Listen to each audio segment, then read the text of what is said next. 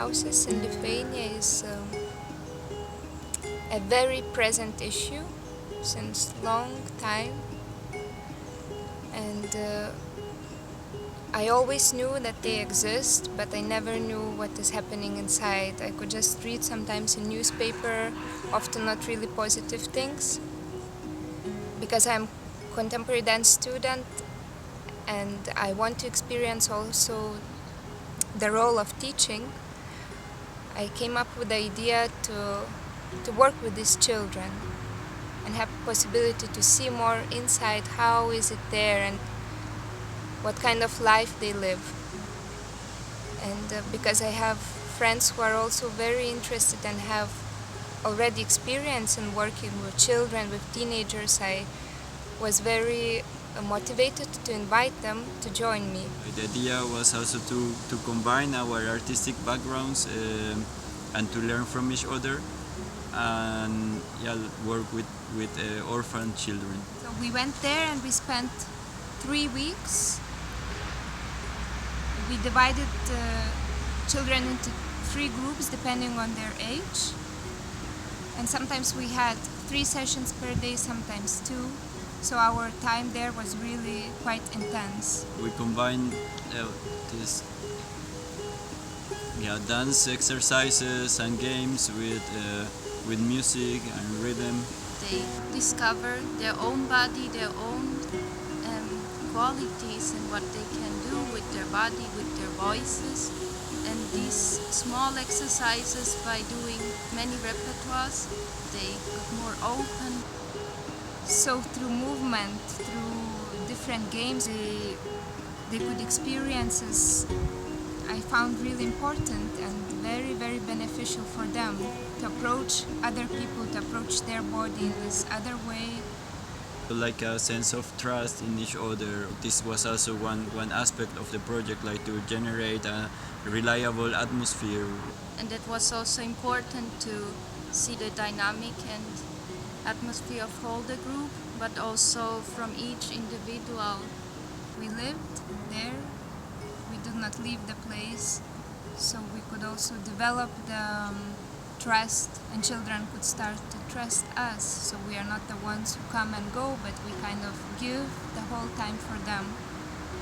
And this is also a big part we were aiming for, like for the result of trust among each other, so we can create something together.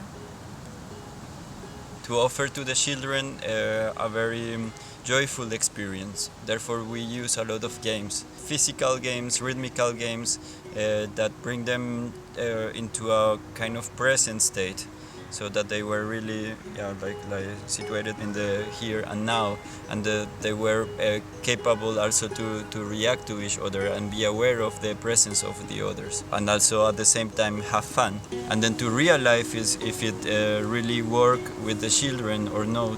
So we had this possibility of experimenting to realize what was what are the differences between this age group of children, the way you play with a kid of aged 4 years old or something, and one which is 10 years. So the taste and the things that catch them are quite different, no? Because of our different experiences, our different backgrounds, the countries we are from, there was a necessity to develop a certain way of communication. First of all, with children, we had to use a lot of body language and a lot of images, a lot of expressive movements, if we use images, so for them to understand. As I was not really able to talk all the time or to translate, and we also wanted to use more of the body expression, so they would get used to it, and it grew really nicely.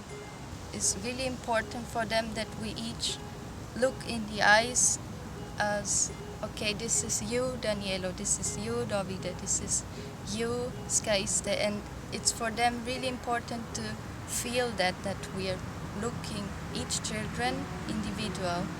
They had so many ideas, they were so open and curious about their own body, about our body, our personalities. Many children are very afraid of the breaks. When it's silent, they feel like something is happening or some tension is around, and they don't know how to behave in these breaks. They got on the ground, for example, we played on kalimba, we were massaging each other. They felt really comfortable in that moment, and that was really a happy moment for us. It was also really important for them to show themselves, to to be aware that your opinion or the things you can do with your body, with your voice, are also important and are also so legitimate as the others. So and also to give yourself the opportunity of observing the others and listening to them. It was a very hard task for them to realize what the others are proposing, and yeah, like they laugh a lot, or they feel a lot of they feel identified with the others.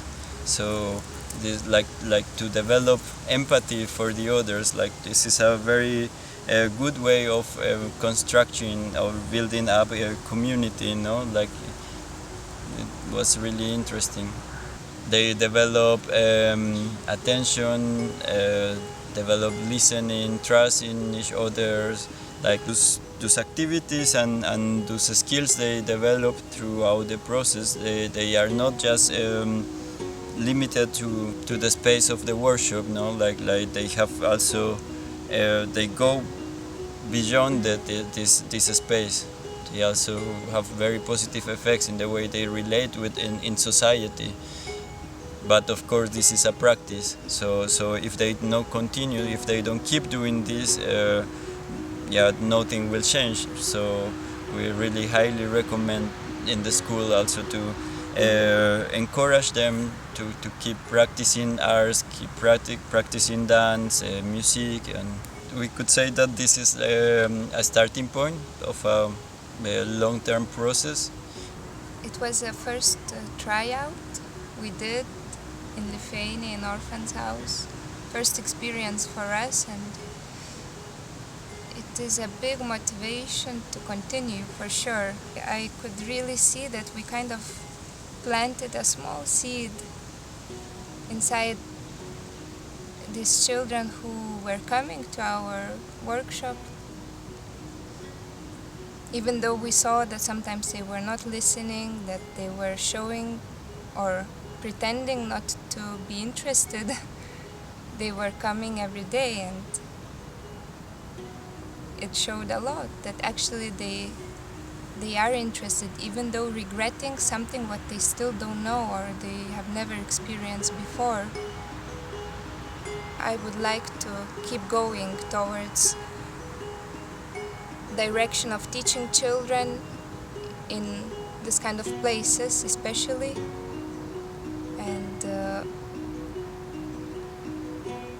I'm sure it can grow as a big project.